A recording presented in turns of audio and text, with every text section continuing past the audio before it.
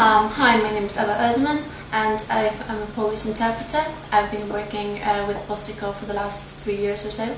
I really enjoy working for Bostico. This is one of the best agencies I've ever worked with. Would you mind telling me what you love the most about this job? Well, the best thing about being an interpreter is being out and about in different places, meeting different people, and being in different situations, and sometimes very responsible situations, and being responsible for other people, and huge responsibility over their difficult situations. Yeah. It's got to be one thing you hate about it. What would that be?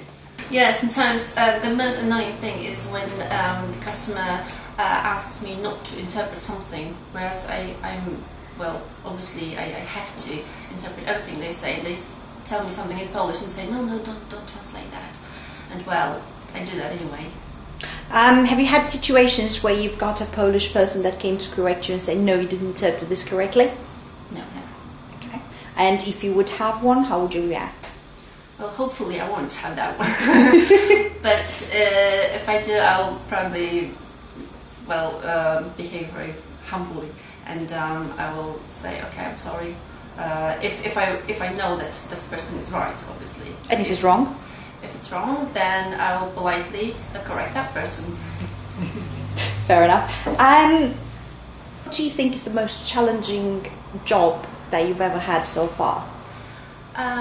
There was a challenging moment where I had to interpret an offensive word.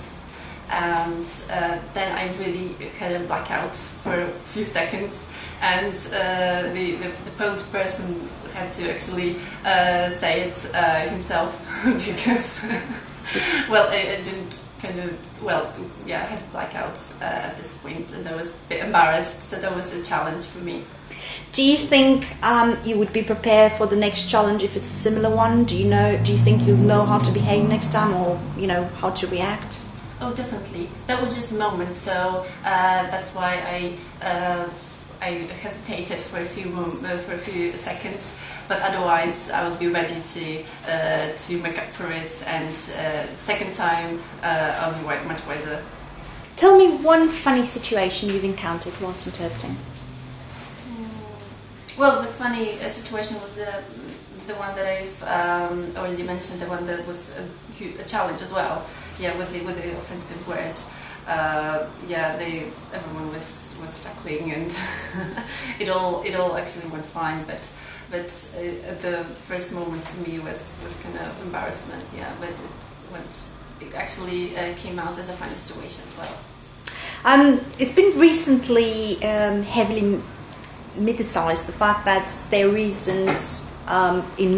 aren't enough courses to teach students or pupils foreign languages. Now that you're a new mum, what do you think? Would you like your child to know at least one extra language other than English? I'll definitely raise my child as a bilingual. Mm-hmm. So try to speak to my baby Polish, and then introduce English as well.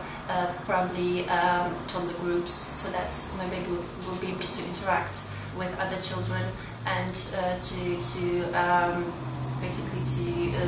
acquire English, and then at school probably a third language. So I'll hopefully my baby my child will have 3 languages, even more than his mom. One last thing. Obviously, as a freelancer, you work with a lot of agencies, and your whole portfolio is based on work that comes from agencies. What do you think in general it's good practice for agencies, and what do you think it's acceptable to you? I think the most important thing is where the agency really focuses on providing the best quality of service for the client, but also looking after interpreters. So if an agency can combine both things, it's a perfect one for me. I think it's a great job. Thank you. Thank you very much.